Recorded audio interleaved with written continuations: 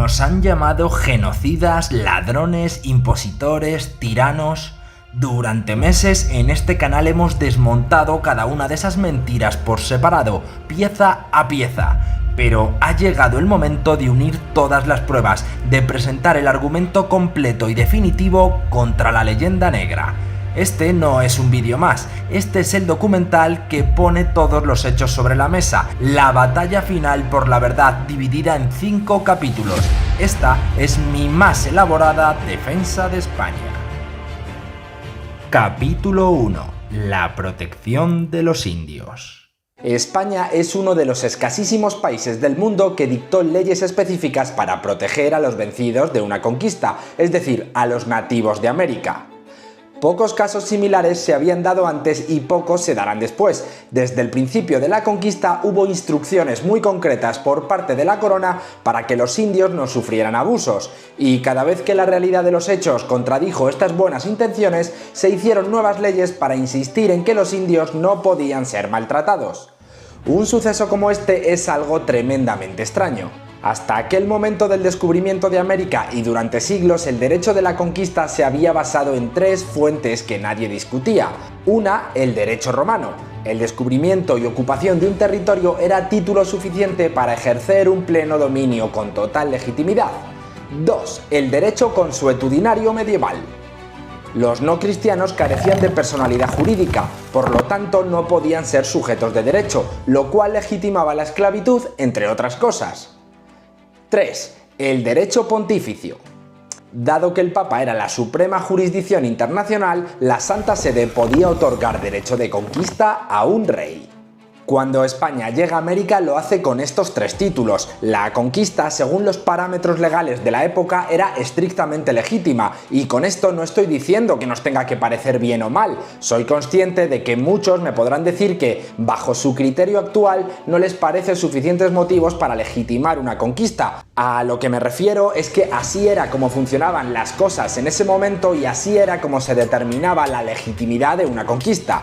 Ahora bien, había algo que cambiaba las cosas. El Papa había prescrito que los españoles quedaban obligados a la evangelización, o sea, la conversión de los indios. Y eso significaba que los indios, una vez conversos, eran sujetos de derecho.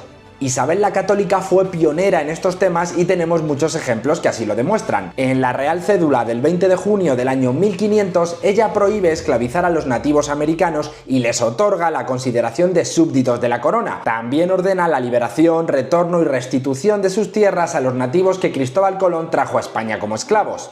En la instrucción del 29 de marzo del año 1503 podemos leer que no se consienta hacer ningún mal ni daño ni en sus personas ni en sus bienes, que cuando algo les comprasen sea por su precio justo, que los caciques no les maltraten ni hagan ninguna opresión a dichos indios. Nuestra merced es que los indios sean en todo muy instruidos y bien tratados como vasallos nuestros, que donde sea más necesario se destine casa para hospitales en que se acojan y curen los pobres, así cristianos como indios. En esos primeros años, en torno al año 1503, aún con Isabel en el trono, en la isla de la Española, actual República Dominicana, se construye el que para muchos es considerado como el primer hospital de América, el Hospital de San Nicolás de Bari, que atendía a los pobres, ya fuesen indígenas o españoles. Estuvo funcionando durante más de 3 siglos y a finales del siglo XIX quedó abandonado tras ser dañado por terremotos. Sin duda, la reina Isabel la Católica tuvo esta preocupación por el bienestar de los indios hasta el final de sus días, algo que podemos apreciar claramente en el añadido final de sus últimas voluntades, que dice textualmente así: nuestra principal intención fue inducir y traer a los pueblos y convertirlos a nuestra santa fe católica y enviar a las dichas islas y tierra firme prelados y religiosos para instruir a los vecinos y moradores de ellas en la fe católica y enseñarles y adoctrinarles en buenas costumbres. Por ende, suplico que este sea su principal fin y que en ello pongan mucha diligencia y no consientan ni den lugar a que los indios, vecinos y moradores de dichas indias, ganadas y por ganar, reciban agravio alguno en sus personas ni bienes, sino que manden que sean bien y justamente tratados, y si algún agravio han recibido, lo remedien. Lo que estamos viendo aquí es una innovación trascendental. Una potencia conquistadora se imponía a sí misma la obligación de tratar bien a los vencidos, no esclavizarlos y convertirlos a la fe católica. En esta época eso que digo era casi inconcebible, porque alteraba el derecho de conquista hasta entonces vigente, un derecho que había llevado a los conquistadores del pasado a la convicción de que no había nada inmoral en explotar a los vencidos. Es por esto por lo que nace una contradicción que llegará a ser violenta entre la teoría de la conquista, que se rige por el nuevo imperativo de la evangelización, y la práctica, que se aplica según los viejos principios de ocupación y dominio. Porque la práctica pudo en ocasiones no ser muy diferente a la de toda la vida. Se había prohibido la esclavitud, es cierto, pero el sistema de dominio empleado en su lugar dejaba demasiado campo abierto a la más brutal explotación. Ese sistema fue el de la encomienda, una adaptación del mismo sistema empleado en la última fase de la Reconquista en la península, y que consistía en otorgar al vencedor una tierra en propiedad con un determinado número de indios para que la trabajaran. Teóricamente, recibir una encomienda llevaba consigo la obligación de proteger a sus trabajadores y evangelizarlos. Pero eso era la teoría. ¿Quién se ocupaba entonces de vigilar que las normas de la reina Isabel se aplicaran en este primer momento? Con frecuencia, la vida de los indios en las encomiendas era una forma de esclavitud con otro nombre, pero entonces aparecieron los curas, los misioneros, y ellos sí estaban dispuestos a hacer que se cumplieran las órdenes de Isabel. Ahora imaginad esta escena. Estamos en el año 1511, en una misa en la iglesia de Santo Domingo, en la isla de la Española. Dentro está toda la élite del Nuevo Mundo, el gobernador Diego Colón, hijo del descubridor, los encomenderos más ricos y las principales autoridades españolas. Durante esa misa sube al púlpito un fraile dominico, Fray Antonio de Montesino, que llevaba poco más de un año en América, pero ya había visto lo que ocurría en los campos y en las minas, y no se iba a callar. Ante el silencio de la iglesia suelta la siguiente bomba: todos estáis en pecado mortal, y en él vivís y morís por la crueldad y la tiranía que usáis con estas inocentes gentes. Decid, ¿con qué derecho tenéis en tan cruel y horrible servidumbre a estos indios? ¿Estos no son hombres? ¿No tienen ánimas racionales? ¿No sois obligados a amarlos como a vosotros mismos? El sermón fue un escándalo épico y no terminó ahí. Los dominicos negaron el perdón de los pecados a todo aquel que explotara a los indios. Ni siquiera se libró de esta acusación un joven sacerdote y encomendero que había participado en la conquista de Higüey y ahora regentaba un repartimiento de indios, cuyo nombre quizás os suene: Bartolomé de las Casas. Y aquí es donde la historia de España se volvió única. En cualquier otro imperio estos frailes habrían sido silenciados o ejecutados, pero en la España del Renacimiento la denuncia llegó al rey Fernando el Católico, y aunque era un hombre pragmático, sabía que la legitimidad de España en las Indias dependía de la evangelización. Montesino y sus compañeros fueron llamados a España, no para ser castigados, sino para ser escuchados. La corona escuchó sus razones, debatió sus denuncias y concluyó que el asunto era grave. Había que crear leyes, era la hora de los juristas. El rey Fernando reunió en Burgos a los mejores teólogos y juristas de España para debatir la cuestión. Por primera vez en la historia de Europa, un imperio se sentaba a discutir los derechos de los pueblos conquistados. De esa junta nació una tesis revolucionaria para la época: que el indio era un ser humano pleno y por tanto titular de derechos. De allí salieron las leyes de Burgos de 1512. Sus puntos principales eran una auténtica revolución. Los indios son hombres libres, tienen derecho a un trabajo y a un salario justo. El trabajo debe ser soportable con horas de descanso. Deben poseer casas y haciendas propias. Queda prohibida la esclavitud y la segregación. Costaría mucho aplicar estas leyes, la mentalidad de la época apenas podía concebirlas, pero la semilla ya estaba plantada y la presión de la Iglesia no iba a cesar. La obra legislativa para proteger al indio no había hecho más que empezar. Por cierto, con Fernando el Católico también se dio la Real Provisión del 19 de octubre de 1514, en la que se autorizó expresamente el matrimonio entre españoles e indias, algo que la corona apoyaba. Hasta el momento no estaba prohibido, pero tampoco regulado. Un año después se legalizaron también los matrimonios entre indios y españolas. Este debate moral continuó durante décadas, y a cada noticia de abuso le seguía una reacción legal desde España. El punto culminante de este proceso llegó en el año 1542, con las leyes nuevas, consideradas la primera constitución de las Indias. Su texto era aún mucho más radical. Ordenamos y mandamos que de aquí en adelante, por ninguna causa de guerra ni otra alguna, no se pueda hacer esclavo a un indio alguno, y queremos que sean tratados como vasallos nuestros de la corona de Castilla, pues lo son. Las leyes nuevas no solo prohibían la esclavitud de forma absoluta, sino que atacaban el corazón del sistema colonial. Decretaban la muerte de la encomienda. Las encomiendas ya no se podían heredar. Cuando un conquistador muriera, los indios pasarían a estar bajo la protección directa de la corona. Para los conquistadores de América esto fue una auténtica calamidad, se sentían traicionados. Ellos, que habían cruzado el mar arriesgando sus vidas y derramando su sangre en nombre del rey, veían como el propio rey les arrebataba su recompensa. La encomienda no era solo dinero, era el símbolo de un ascenso social, la prueba de su gloria, el patrimonio que dejarían a sus hijos. ¿Para qué tanto esfuerzo si ahora el rey les escupía en la cara? El conflicto fue tan brutal que provocó una guerra civil entre españoles en el Perú. Los encomenderos, liderados por Gonzalo Pizarro, se rebelaron contra el virrey, que intentaba imponer las leyes nuevas. Una guerra terrible, en gran parte motivada por la cuestión de los derechos de los indios. Tras 1000 avatares, la corona tuvo que ceder en algunos puntos, pero el golpe a la encomienda fue definitivo y el sistema acabó extinguiéndose. Y detrás de todo este caos, de estas luchas y debates, quedó un hecho histórico insólito y sin precedentes, una potencia vencedora que había creado un cuerpo legal extraordinario para proteger a la población vencida, reconociendo su humanidad y sus derechos. Es muy complicado encontrar algo igual ni antes ni después. Capítulo 2. La evangelización de los indios. Lo primero que hicieron los españoles cuando pusieron los pies en América fue plantar una cruz. Lo seguirían haciendo en todos y cada uno de los lugares donde asentaban un establecimiento. Las escenas de la conquista varían, cambian los nombres, cambia el tipo de hueste, cambian hasta las banderas y las fórmulas, pero hay algo que siempre es idéntico en todos los actos de toma de posesión en nombre de la corona. Se planta una cruz y se celebra una misa. Lo hizo Colón, lo hizo Núñez de Balboa, lo hizo Cortés, Pizarro y todos los demás. Desde Florida hasta la Tierra de Fuego, la conquista española de América es una conquista religiosa. Junto a cada hueste va un sacerdote, a veces varios de ellos. Los religiosos, ya sean franciscanos, dominicos, jesuitas, agustinos o mercedarios, toman a los indios bajo su protección.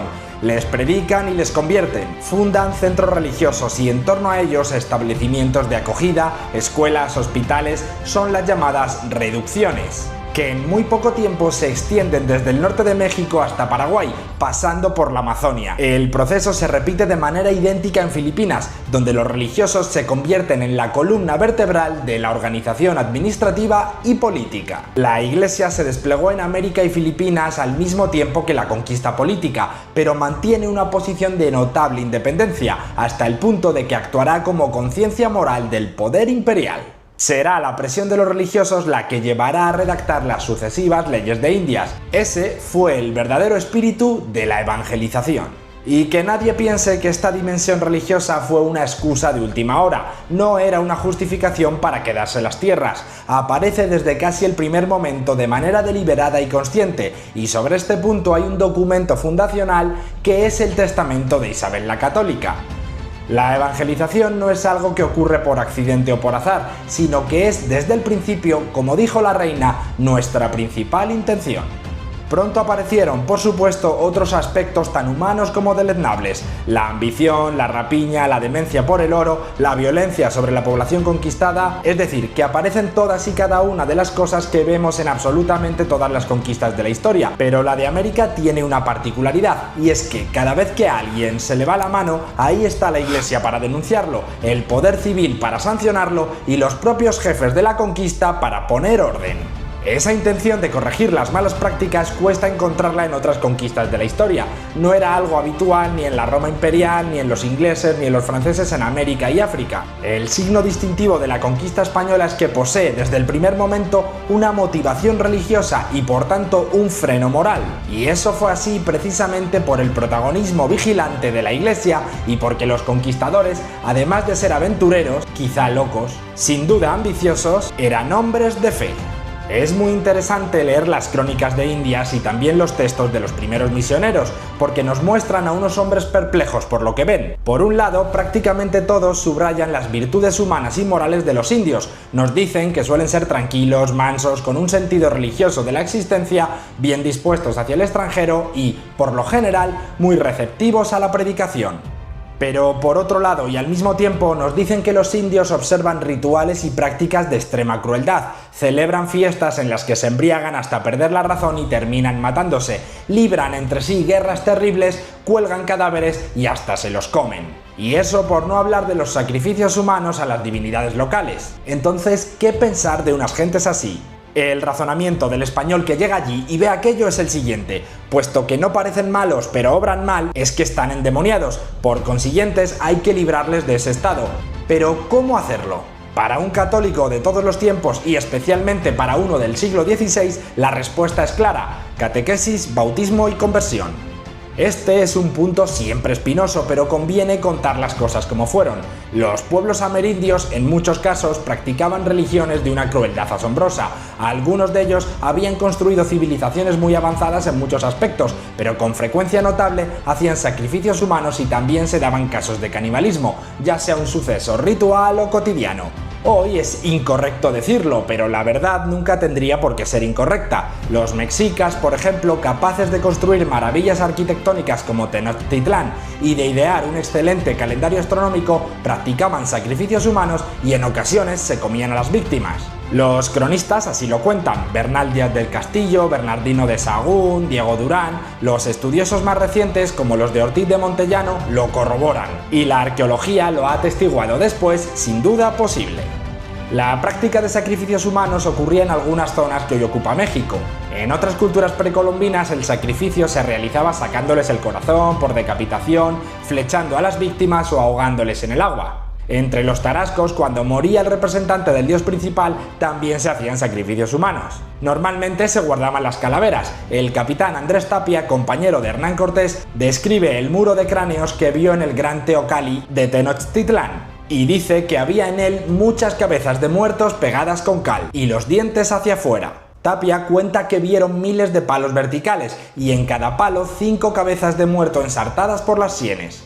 Si seguimos camino hacia el sur, desde México hasta lo que hoy es Colombia y Venezuela, encontramos que allí había un mosaico de pueblos muy diversos que se llamaban a sí mismos chibchas. Los chibchas no construyeron estados ni civilizaciones, pero desarrollaron una maestría sin igual en la orfebrería del oro y el cobre, y también practicaron abundantes sacrificios humanos. Era un tipo de sacrificio ritual para ofrecerles víctimas al sol.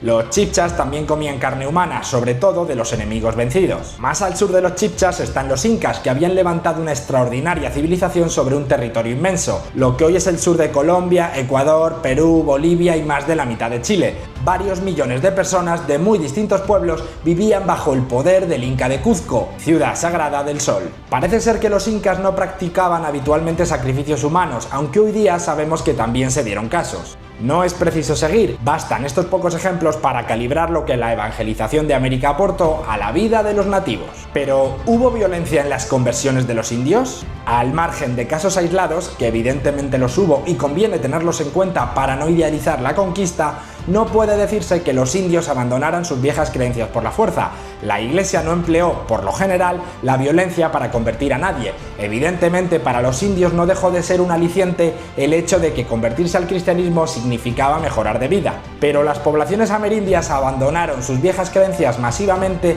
en cuanto se derrumbaron sus organizaciones políticas. En los grandes imperios precolombinos, la religión estaba estrechamente ligada a la autoridad política. Era del todo natural que la descomposición de esos imperios llevara a la gente a abandonar también sus cultos de origen. Sencillamente ya no tenía sentido. Esta fue la causa fundamental de que la evangelización avanzara a una velocidad de vértigo. Para México, el gran misionero y cronista Motolinía habla de más de 4 millones de bautizados desde que cayó el Imperio Azteca en 1521 hasta 1536. La aparición de la Virgen de Guadalupe ante el indio Juan Diego es en el año 1531. En el Perú, a finales del siglo XVI, conviven en la ciudad de Lima 5 santos: San Toribio de Mogrovejo, San Francisco Solano, Santa Rosa de Lima, San Martín de Porres y San Juan Macías. Martín de Porres y Santa Rosa de Lima son nativos de la capital peruana. marihuana, por cierto. Y no es verdad que la Inquisición forzara las conversiones de los indios. La Inquisición pasó a América, por supuesto, y allí se dedicó a perseguir a protestantes, supuestos judaizantes y curas disolutos, pero no a los indios. Es más, en 1570 el Santo Oficio prohibió expresamente que se actuara sobre los nativos porque eran neófitos en la fe. Hay una metodología de la evangelización, tanto en América como en Filipinas. El primer paso es predicar las bienaventuranzas y con ellas eliminar las creencias de tipo animista o fetichista. Cuando el nativo entiende el mensaje y expresa un mínimo de adhesión personal, se le aplican los sacramentos: bautismo, comunión y confirmación. Pero, ¿cómo asegurarse de que la comunicación con los nativos es buena? Traduciendo el catecismo y las escrituras a las lenguas autóctonas, cosa que empieza a hacerse de inmediato, como ya expliqué en mi vídeo sobre la protección de las lenguas indígenas que hizo España. Para la propia vida de la Iglesia esto fue una revolución, porque nunca antes se había hecho nada parecido. Están naciendo las misiones y los misioneros. En América, mientras tanto, los españoles han empezado a crear universidades. Santo Domingo en 1538, San Marcos de Lima en 1551, ese mismo año también en México, Santo Tomás de Filipinas en 1611. Para los conquistadores, ver que los indios se convierten al cristianismo equivale a una victoria sobre el mal. Con la evangelización terminan los sacrificios humanos y también se ponen importantes trabas a la esclavitud. Para un español del siglo XVI no cabe otra forma de verdad que la vida conforme a la religión cristiana, y la evangelización es un progreso indudable. Pero ¿y en el resto del continente? En el norte de América, los franceses católicos empiezan su evangelización en el siglo XVII. Es más lenta y pobre que la española en el sur. El territorio es menor y la población es más reducida. En cuanto a los ingleses, que llegan hacia la misma época, su actitud no tendrá nada que ver con la de los españoles. Para la mayor parte de los ingleses protestantes, el indio es un ser inferior, un hijo de Satanás, y como tal debe ser sometido y exterminado. No hay posibilidad de redención mediante el bautismo. En la América anglosajona, los indios eran exterminados. Ahí sí puede hablarse netamente de genocidio. Hubo una matanza racial con el pretexto de motivaciones supuestamente bíblicas. Hoy los pocos supervivientes de aquello están en reservas. Por el contrario, en la América hispana sigue habiendo millones de indios y aún circulan, 500 años después, muchas de las lenguas autóctonas. Y eso fue posible porque los teólogos y juristas españoles reconocieron que los indios tenían derecho a casa, a hacienda y a trabajar por un salario justo. ¿Era esto una obviedad? Lo cierto es que no, en la época era una auténtica revolución. Esta es la verdad de la evangelización. Si las razas y las culturas de la América hispana sobrevivieron a la conquista, fue precisamente porque hubo al mismo tiempo un intenso proceso de evangelización. No son la Iglesia ni España quienes tienen que pedir perdón por ello. Quienes han de pedir perdón son precisamente aquellos que hoy necesitan mentir sobre la historia para justificar sus fracasos presentes. La evangelización de América, con sus luces y sus sombras, no fue un holocausto, fue la mayor gesta de construcción de civilización que ha visto la humanidad. Capítulo 3. Las lenguas indígenas. Lejos de la narrativa habitual de imposición, la historia nos muestra un esfuerzo monumental de los españoles, especialmente de los frailes, por estudiar, codificar y preservar las lenguas nativas. Pero, ¿por qué? ¿Qué motivó este trabajo sin precedentes? No nos engañemos, no les movía el amor a la filología, aunque evidentemente debieron entender el valor de estas lenguas. Su verdadero objetivo era claramente religioso, la evangelización. Pues consideraban que salvar a un pueblo era salvar sus almas. Pero aquí está la clave de todo. Ellos entendieron algo fundamental, algo que el propio franciscano Alonso de Molina explicó perfectamente. Mal se pueden tratar y conversar los que no se entienden. La fe se alcanza oyendo y lo que se ha de oír ha de ser la palabra de Dios, y esta se ha de predicar en lengua que los oyentes la entiendan, porque de otra manera el que habla será tenido por bárbaro. En otras palabras, para poder transmitir su mensaje, para poder evangelizar de verdad, necesitaban hablar el idioma de la gente, y no bastaba con chapurrearlo, tenían que entenderlo a la perfección para no cometer errores y acabar, como decía Molina, predicando falsedades en lugar de la verdad. Esta necesidad práctica fue el motor que impulsó uno de los mayores trabajos de preservación lingüística de la historia. Y el propio Alonso de Molina es el ejemplo perfecto de esta primera hornada de pioneros. Imaginad a este extremeño, sí, también extremeño, como la mayoría de los conquistadores, que llega a Nueva España siendo solo un niño en el año 1522. Se cría y se educa junto a niños nativos porque las escuelas religiosas estaban abiertas para todos. Aprende su lengua, sus costumbres y a los 15 años ingresa en los franciscanos. Molina se convirtió en el primer sacerdote ordenado en la Nueva España y dedicó su vida a estudiar el náhuatl, el idioma de los mexicas. En el año 1547 publica su Doctrina Cristiana Breve traducida en lengua mexicana.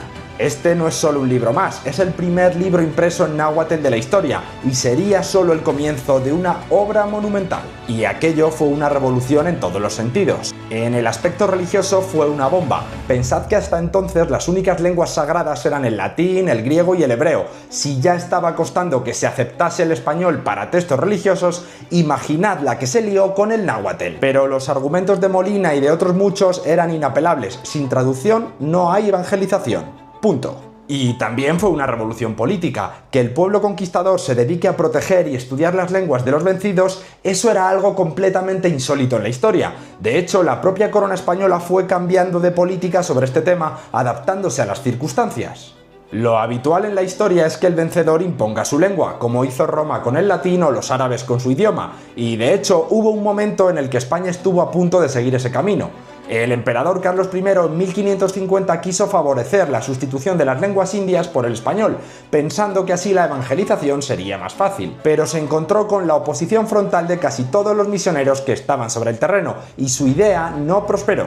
Tanto es así que 15 años después, su propio hijo Felipe II da un giro de 180 grados, firma nuevas cédulas donde no solo apoya las lenguas indígenas, sino que impone como requisito saber la lengua local para poder tener un cargo de sacerdote entre los indios. Pero fue más allá. El rey Felipe II hace oficial la lengua indígena más hablada en cada región y ordena que se difunda entre el mayor número de pueblos posible. Una política de protección lingüística en pleno siglo XVI. Y es importante entender que el español no se impuso. Felipe II dio orden de que fuera voluntario.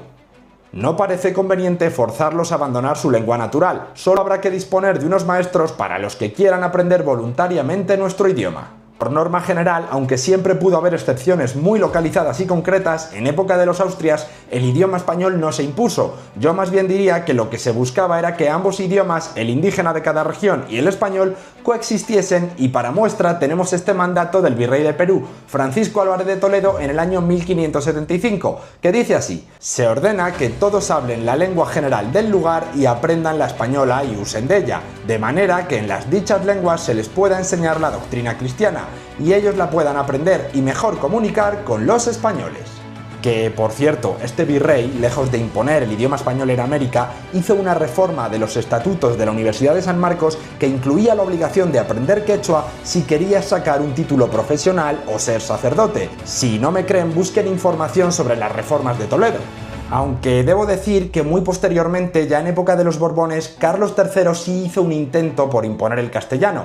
Parece ser que pensando en que los indígenas podían estar siendo víctimas de estafas o engaños. Yo, el rey, dispongo para que en los reinos de Indias, islas adyacentes y de Filipinas se pongan en práctica y observen los medios que se refieren y ha propuesto el arzobispo de México a fin de conseguir que se destierren los diferentes idiomas de que se usa en aquellos dominios y solo se hable el castellano, los indios no quedarían tan expuestos a ser engañados en sus tratos, comercios o pleitos. El caso es que si alguien se refiere a esto como una imposición del castellano en América, lo cierto es que no tuvo mucho éxito.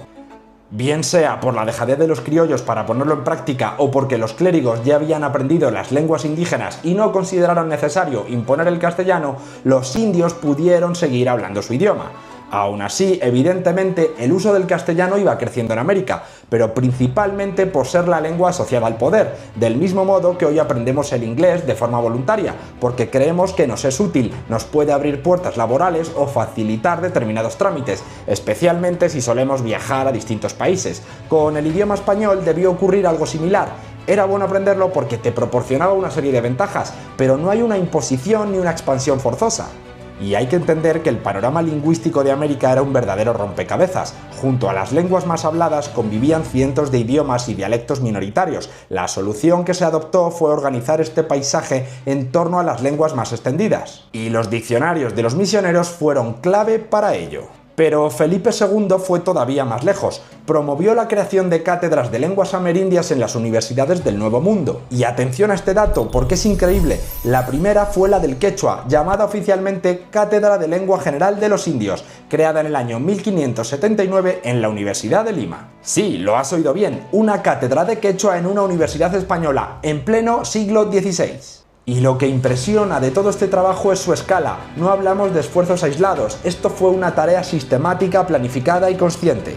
Los españoles, tras hacer la primera gramática náhuatl, la de Molina, no se detuvieron. Le siguieron gramáticas como el totonaco, el purépecha de Michoacán, la primera gramática del quechua en el año 1560 e incluso obras científicas multilingües como el símbolo católico indiano, impreso en Lima en latín, castellano, quechua y aymara. Pero es que los españoles también elaboraron la primera gramática aymara en el año 1603, la primera gramática mapuche en el año 1606, la primera gramática guaraní en el año 1643. Hasta el tagalo, la lengua nativa de Filipinas, tuvo su gramática hecha por los españoles. Pero ¿de qué magnitud estamos hablando? ¿Cuántas obras escribieron estos sabios españoles en lenguas indígenas? Pues prepárense, más de 1000. En el año 1892, el conde de Viñaza catalogó un total de 1188 títulos impresos entre los siglos XVI y XIX, y eso sin contar los cientos de estudios que circulaban como manuscritos. Y aquí viene la comparación definitiva, la que lo pone todo en perspectiva. Las primeras gramáticas del holandés o del inglés se publican en la década de 1580. Para entonces los españoles ya habían publicado gramáticas completas del quechua, el náhuatl, el zapoteco y del tarasco. Una auténtica proeza intelectual y cultural. Y por si fuera poco, por esos mismos años aparece en México una figura monumental, Fray Bernardino de Sahagún. Este franciscano leonés no escribió un libro, escribió una auténtica enciclopedia etnográfica en 12 volúmenes. Su Historia General de las Cosas de Nueva España, con versiones en náhuatl y en español, recogía absolutamente todo sobre la cultura indígena, su religión, su calendario, su astronomía, sus costumbres. Con razón, hoy se considera a Sahagún como el padre de la antropología americana. Y esta labor no se detuvo. A partir del siglo XVII las gramáticas se extienden al mapuche de Chile, al alentiac de Argentina, al mochica del Perú, a las lenguas mayas, al guaraní. La lista es larguísima y el trabajo se va haciendo cada vez más refinado. Pero entonces llegó la Ilustración y con ella un cambio radical de política. Como decía, en 1770 el rey Carlos III, siguiendo las ideas de la época que buscaban homogeneizarlo todo, ordena que se extingan los distintos idiomas de América y que solo se hable el castellano. Sí, la Ilustración también fue esto. El monarca ilustrado logró frenar la literatura impresa en lenguas amerindias, pero ya era demasiado tarde. El intenso trabajo previo de los misioneros ya había creado un corpus cultural tan grande y tan vivo que su vitalidad era imparable. Y aquí viene el dato final, el más sorprendente de todos. En el momento de las independencias, a principios del siglo XIX, ¿qué porcentaje de la población creéis que hablaba español? ¿Un 80%? ¿Un 90%? Pues no, solo el 30%. El resto de la población, la inmensa mayoría, se comunicaban en las lenguas indígenas, muchas de las cuales habían sobrevivido y se habían fortalecido gracias a las gramáticas y diccionarios que hemos visto. Porque, paradójicamente, el verdadero peligro para las lenguas amerindias no llegó con el imperio, sino con la independencia. Las nuevas élites republicanas, en su afán por crear estados modernos al estilo europeo, iniciaron una política de aniquilación de lenguas indígenas para imponer el español. Una política que en muchos casos no se detuvo en lo lingüístico, sino que llegó a la aniquilación física de comunidades enteras. Pero esa es otra historia. Pese a todo, a pesar de los intentos de la Ilustración y de las nuevas repúblicas, las lenguas amerindias sobrevivieron. Y no solo eso, hoy siguen más vivas que nunca. 8 millones de personas hablan el quechua, otros tantos el guaraní, casi 5 millones las lenguas mayas, 2 millones el aymara y otros 2 el náhuatl. Y sobrevivieron en gran parte porque siglos antes aquellos sabios frailes las rescataron, las estudiaron y las codificaron, dándoles una fuerza que les permitió resistir. Y es así, contra todo pronóstico y contra toda narrativa habitual, como España no solo no impuso su lengua, sino que jugó un papel decisivo en salvar las lenguas indígenas de América. Capítulo 4. El robo del oro. ¿Los españoles robaron el oro? Este es, junto con el mito del inexistente genocidio, el más extendido entre las masas de Hispanoamérica y España por igual. Cualquier persona que haya estado el suficiente tiempo en los antiguos virreinatos habrá escuchado el famoso "devuelvan el oro", que sin embargo no tiene ningún tipo de sentido, pero vamos a explicarlo bien. En primer lugar, hay que tener en cuenta que la capacidad de explotar minas, es decir, de extraer oro y plata, en la época virreinal era ridículamente pequeña en comparación con las actuales, fundamentalmente por razones tecnológicas, claro está. Así, y a pesar de que las cifras presentan definitivamente alguna variación, el historiador L. Hamilton, en su libro American Treasure and the Price Revolution in Spain, afirma que a la península llegaron entre 1503 y 1650 181 toneladas de oro. Desde una perspectiva comparativa, esa cantidad es tremendamente pequeña. Pensad que México y Perú producen anualmente entre 100 y 200 toneladas de oro al año. Lo que España extrajo en 150 años, Perú y México lo extraen en 2. Así que no es de extrañar que, según Juan Miguel Zunzunegui, el Banco de México haya registrado que solamente el 7% del oro total extraído de México fue explotado durante los 300 años de virreinato. Pero el mito del oro va más allá de una simple incoherencia numérica. En efecto, la corona española no solamente extrajo mucho menos metal precioso que México y Perú hoy en día, sino que el destino de ese oro era normalmente el desarrollo mismo de los reinos de América.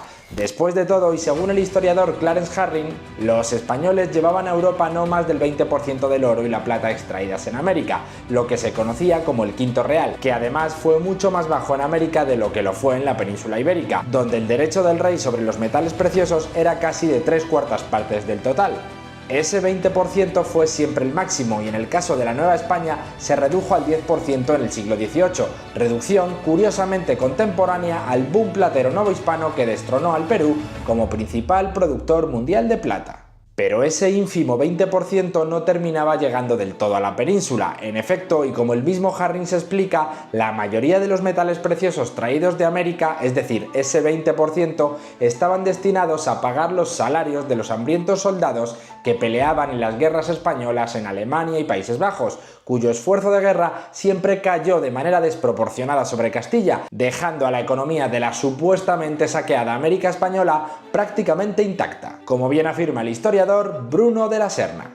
Es habitual escuchar que los españoles fueron a América a imponer y a explotar, como si el establecimiento del poder español en América no hubiera estado repleto de procesos de negociación y diplomacia. La imposición de la que con dureza suelen hablar algunos solo fue posible porque las élites indígenas se aliaron con el régimen del virreinato, tal y como lo hicieron grandes secciones de la población nativa en general.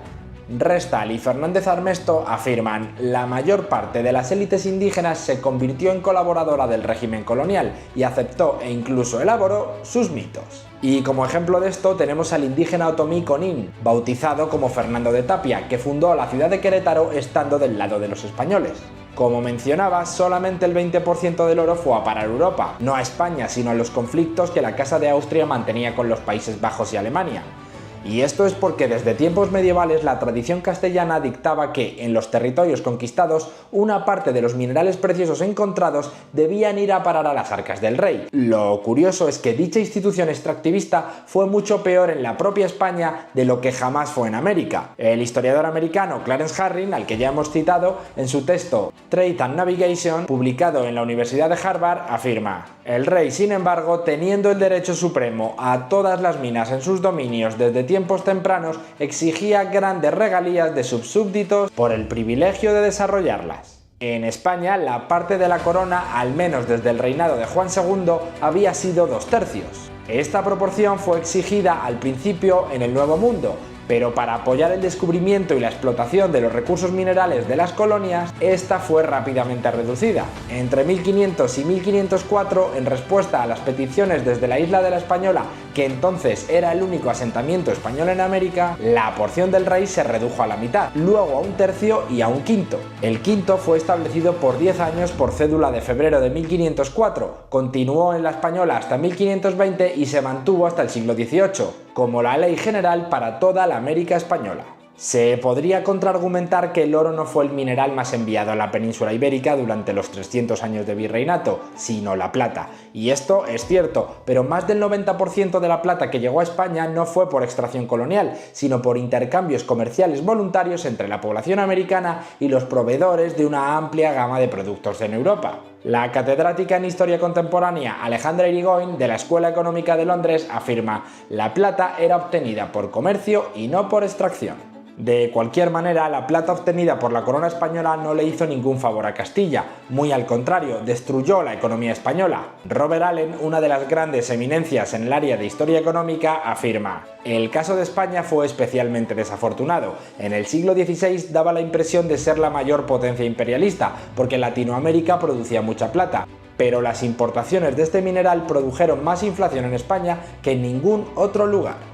Por último, los que defienden el mito del robo del oro también suelen hablar de la imposición de sistemas de trabajo forzado, como si los españoles no hubieran hecho más que emplear esquemas ya existentes en las sociedades prehispánicas, siendo la mitad el más evidente. Por lo que no impusieron dichos sistemas, sino que simplemente los mantuvieron.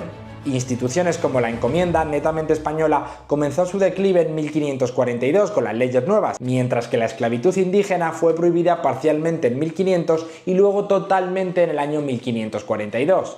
Curiosamente, los más leyenda negrista nunca mencionan la prohibición de la esclavitud indígena por parte de la corona española. Pero bueno. Y ya para ir acabando, no deja de llamarme la atención los que afirman que los españoles estafaron y engañaron a los pueblos indígenas porque según ellos les cambiaban baratijas como cascabeles y espejos por el oro que los nativos tenían. El caso es que a los que dicen eso habría que explicarles lo que es la oferta y la demanda, porque si en todo un vasto continente americano no existía ni un espejo como el que los españoles llevaban, ni un cascabel, ni unas tijeras metálicas como las que se usaban en Europa, y sin embargo el oro allí en América se podía recoger en forma de pepitas en las orillas de un río, lo normal es que el propio indio pensase que era él el que estaba estafando a los españoles. Al fin y al cabo, estaba entregando una piedra brillante a la que no le solían dar valor monetario a cambio de una tecnología que le impresionaba porque no la había visto en su vida. Lo que más pena me da de esto es que la manera que tiene este pseudo-indigenismo progre de defender al indio es victimizarlo hasta pintarlo casi como un tonto que se dejaba engañar entregando algo valioso al primero que llegaba al continente. Y no es cierto, esos indígenas eran muy listos y sabían defenderse bien. Después de esto solo queda pensar, ¿qué queda del mito de devuelvan el oro? Absolutamente nada. Las cifras demuestran que la cantidad fue pequeña en comparación con la producción actual. Los datos que la mayor parte de esa riqueza se quedó en América, construyendo un mundo nuevo y mestizo. Y la economía que el poco metal que cruzó el Atlántico sirvió para desangrar a Castilla en guerras europeas y provocar una inflación que arruinó su propia industria. El verdadero tesoro que España dejó en América no fue el que se podía extraer de unas minas, fueron las universidades, los hospitales, una lengua común y una cultura compartida. Por eso, cuando hoy un político utiliza el eslogan de devuelvan el oro, no está haciendo una reclamación histórica, está usando una mentira populista para ocultar sus propios fracasos, despreciando la riqueza real que el mundo hispánico sí comparte. Quizá lo que deberían devolver es el tiempo que nos hacen perder con sus manipulaciones. Capítulo 5. El genocidio. El término anacrónico, conocido como genocidio americano, ha sido un pilar en la difamación promovida por los detractores del Imperio Español, con el fin de socavar su reputación. En grabados holandeses del siglo XVII aparecen figuras relevantes del Imperio Español enorgulleciéndose de la persecución de un grupo de indígenas americanos. Tales afirmaciones son notablemente inexactas, ya que muchos de los representados en estos grabados ni siquiera pusieron un pie en América.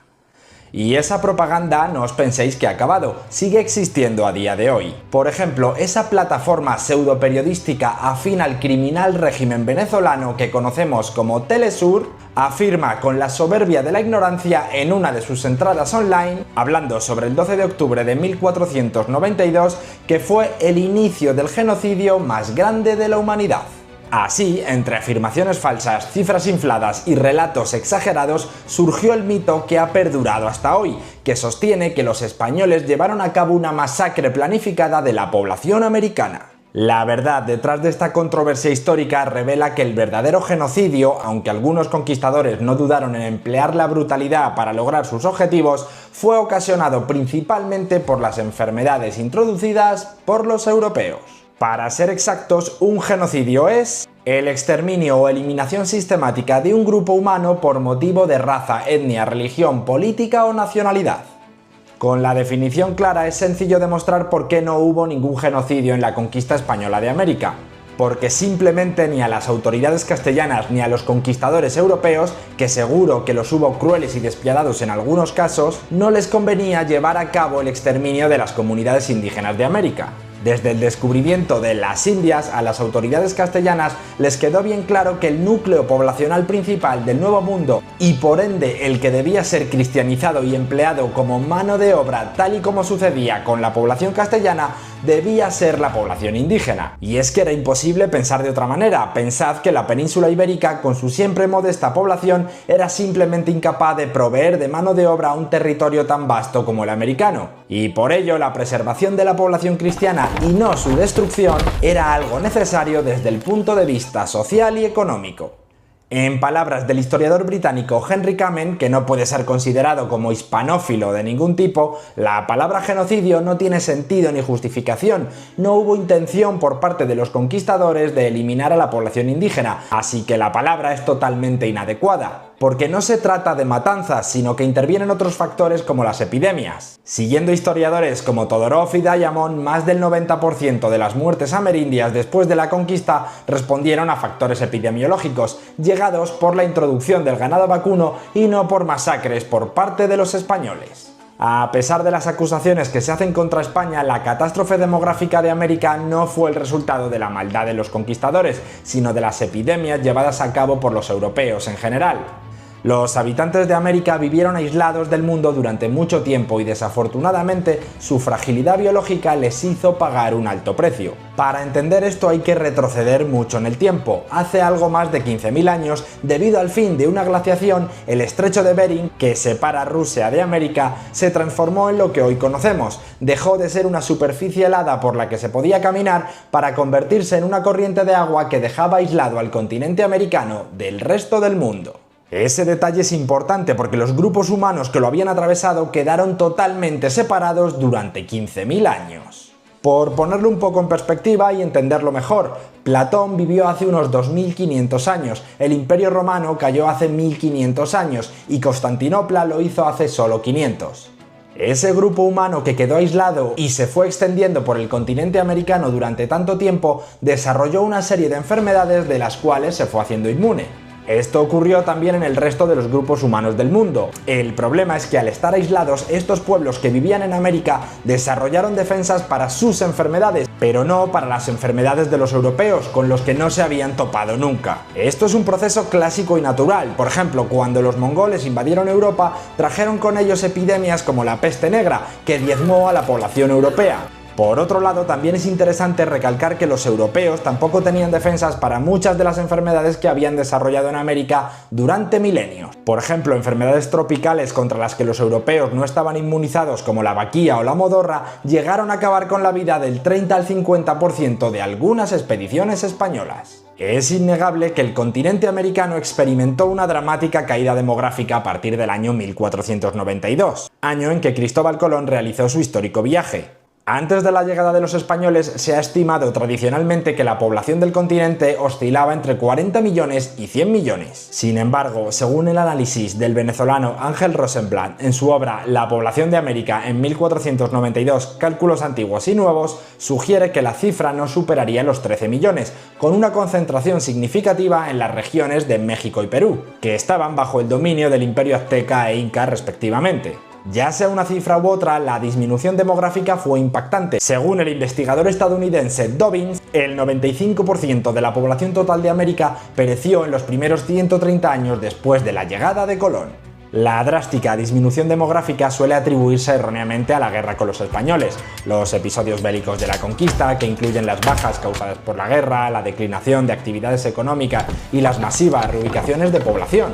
Pero todos y cada uno de estos sucesos ya ocurrían en mayor o menor medida entre los distintos grupos de indígenas desde mucho antes de la llegada de los españoles. Por ejemplo, los indígenas caribes atacaban y mataban sistemáticamente a los pueblos con los que se topaban, niños incluidos, y capturaban a las mujeres para convertirlas en esclavas sexuales. Los pobres indios taínos, que eran de carácter pacífico y bondadoso, tuvieron que aprender a guerrear para defenderse de los caribes. En el caso de los indígenas chibchas es especialmente significativo porque se cree que habrían sido exterminados en su totalidad por los caribes si la llegada de los españoles se hubiese retrasado un siglo. Algo que afirmó el científico Carlos Cuervo Márquez. Esto es solo un ejemplo, pero podríamos citar más casos, como el de los mayas, que ya estaban en decadencia cuando los españoles llegaron y divididos en 15 señoríos rivales que guerreaban con frecuencia, sin olvidar que los tlaxcaltecas, zapotecas, tlapanecas y muchos otros padecían una fuerte violencia ejercida por los aztecas. Es decir, la guerra, la conquista, la matanza y la violencia ya existían en América antes de que ningún español llegase. Esto habría que recordárselo a Gustavo Petro, por cierto. Por lo tanto, no tiene sentido pensar que el impacto de las guerras causadas por un grupo muy reducido de españoles con unas lentas y rudimentarias armas de fuego que ni siquiera eran efectivas en el tipo de batalla que se libraba en América, con repentinas escabechinas y entre densa vegetación de junglas, iba a suponer tal dramático descenso de la población indígena. El verdadero motivo del enorme descenso de la población indígena fueron sin duda las enfermedades. Los habitantes de América habían permanecido aislados del resto del mundo y sufrieron las consecuencias de un impacto biológico significativo, cuando las enfermedades que habían evolucionado durante miles de años en la historia de la humanidad en Europa entraron en contacto con el Nuevo Mundo, resultaron en innumerables muertes debido a la vulnerabilidad biológica de los habitantes nativos. Incluso una simple infección nasal podía ser letal para muchos indígenas. En última instancia, se estima que alrededor del 95% de la población indígena original en el momento de la llegada de Colón pereció debido a las enfermedades, según las estimaciones realizadas por el ecólogo Jared Diamond. Las grandes epidemias fueron las que causaron el mayor impacto. Una devastadora epidemia de viruela que se desencadenó en Santo Domingo entre los años 1518 y 1519 prácticamente diezmó a toda la población local. Esta misma epidemia fue introducida en México por los hombres de Hernán Cortés y después de arrasar Guatemala se propagó hasta el corazón del Imperio Inca en 1525, donde redujo a la mitad la población. La llegada de Francisco Pizarro a Perú, precedida por la viruela, representó el golpe final para un imperio ya debilitado por las enfermedades. La epidemia de viruela fue seguida por brotes de sarampión en 1530 y 31, tifus en el año 1546 y gripe en 1558. Otras enfermedades como la diftería, las paperas, la sífilis o la peste neumónica también tuvieron un impacto devastador en la población. Ahora bien, si bien es cierto que parece lógico y sensato pensar que esas enfermedades que disminuyeron de forma tan notable a la población indígena fueron llevadas por los españoles y otros europeos, no podemos descartar al 100% la posibilidad de que esas enfermedades se generaran ya en la propia América. Idea que plantea el gran Brigada Antifraude en este fragmento. Desde siempre se nos ha dicho que fueron las enfermedades llevadas por los españoles a América las que produjeron el mayor número de fallecimientos entre los indígenas, especialmente la viruela. Estas habrían acabado con el 90% de la población nativa. Sin embargo, el investigador Rodolfo Acuña, del Departamento de Microbiología y Parasitología de la Facultad de Medicina de la UNAM, sostiene que no fue así. En 1545 comenzó una epidemia de una mortífera enfermedad llamada cocolistri. Siempre se ha interpretado que era el nombre náhuatl que los mesoamericanos le dieron a la viruela.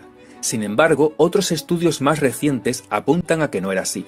Según este doctor, se trata de una enfermedad americana que a día de hoy ya ha desaparecido y cuyo origen es desconocido, al igual que ocurre con el matlazahuatl, otra enfermedad americana. Acuña consideró que la hipótesis original, que señalaba a los españoles como culpables, ha sido sostenida durante años por ser, en sus propias palabras, la más cómoda para la ideología nacionalista mexicana que la estableció como verdadera como parte de la historia. Esto no quiere decir que no hubiera enfermedades llegadas de Europa, pero estas no serían las más mortíferas. Según Acuña, en total se han contabilizado 12 epidemias de cocolistri y otras 12 de matlazahuatl, que acabaron aproximadamente con el 90% de los habitantes de la zona, cuya población en 1545 era de entre 20 y 25 millones. Aunque, como ya he dicho en otros vídeos, las estimaciones de población total tienen altísimos márgenes de error, según el autor que se consulte. Acuña, tras haber leído los documentos de los médicos de la época, explica: la cocolistri empezaba con fiebre alta, dolores intensos de cabeza, abdominales y torácicos, vértigo, vómito, úlceras bucal y genital. La piel se tornaba amarilla y en el cuello aparecían bolas que a veces deformaban la cara, y por las que se drenaba pus. Además, había sangrado bucal por nariz y oídos. Tanto para los indígenas como para los españoles, esta enfermedad era un completo misterio. Nunca la habían visto antes. Acuña descubrió también que ambas enfermedades afectaban principalmente a los indígenas, a pesar de que tanto la población autóctona como la española convivían en sus actividades cotidianas, en los mercados o en el trabajo. La única diferencia encontrada hasta ahora entre ambos que pudiese explicar este fenómeno es la alimentación que cada uno tenía. El cocolistli solía producirse 2 años después de periodos de gran sequía, mientras que el matlazahuatl 2 años después de épocas de lluvias. Estas epidemias que se extinguieron en el siglo XIX se dieron principalmente en el altiplano mexicano y guardaban frecuentemente relación con la altitud, de manera que cuanta más altitud había, más mortalidad se producía. Todavía quedan muchas preguntas por responder también acerca del ocaso de los mayas o teotihuacanos y si estuvo relacionado con epidemias similares. Otro estudio señala que pudo ser la Salmonella enterica al haberse encontrado restos de esta en los dientes de los esqueletos de una fosa donde estaban enterradas víctimas del cocolistli. De confirmarse que el cocolistli era la Salmonella, sería el único caso de una epidemia de Salmonella que produce estos estragos. No se sabe si esta bacteria existía en la América prehispánica. Fue descubierta en la Edad Media en Europa y se transmitía a través de agua y comida contaminadas. Los animales domésticos llevados por los españoles a América podrían ser el principal factor de contagio en el caso de que la Salmonella no existiera en aquel continente. Nos hemos aventurado a afirmar cómo y cuántos indígenas murieron durante y tras la conquista, cuando la verdad es que los españoles no solo no mataron a millones, ya que era imposible debido a su escaso número, sino que puede que ni fueran los culpables accidentales en lo que respecta a las enfermedades. Por lo tanto, la próxima vez que escuches a un político, a un activista o a un pseudo periodista usar la palabra genocidio para describir la acción de España en América, sabrás que simple y llanamente te está mintiendo. Te mienten porque es más fácil y rentable culpar a un imperio de hace 500 años de una catástrofe biológica que asumir las complejidades de la historia. Un verdadero genocidio es el que se comete hoy contra la verdad histórica. La verdadera masacre es la que sufre el rigor cuando los hechos se retuercen para servir a una agenda política. España no llevó a América un plan de exterminio, de hecho llevó leyes para impedirlo. Confundir una tragedia, por inmensa que fuera, con un crimen premeditado no es un error histórico, es una calumnia y ya es hora de que se termine. La historia de España en América no fue un cuento de hadas, fue una obra humana y por tanto imperfecta. Hubo violencia, hubo codicia y hubo pecado. Negarlo sería absurdo. Pero, como hemos visto a lo largo de este documental, por encima de esas sombras la verdad histórica es abrumadora y persistente. No hubo un plan de genocidio, sino una catástrofe biológica sin precedentes. No hubo un exterminio de lenguas, sino la creación de las primeras gramáticas para preservarlas. No se robó un continente, sino que se invirtió y se construyó un mundo nuevo. Y sobre todo, no se abandonó al vencido, sino que se creó un cuerpo de leyes único en la historia para protegerlo y reconocer su humanidad. Porque esa es la gran diferencia, el hecho que lo cambia todo. Frente a otros imperios que fueron depredadores, que llegaron a extraer y exterminar, España llegó para quedarse, para fundar y para fusionarse. España no fue a América a vaciar un continente, sino a llenarlo de catedrales, universidades, hospitales y sobre todo de una nueva civilización mestiza. El resultado de esa gesta, con todas sus contradicciones, no son reservas indias ni museos etnográficos, son 20 naciones hermanas y más de 500 millones de personas que hoy rezan, aman, luchan y piensan en español. Ese es el verdadero legado, esa es la hispanidad.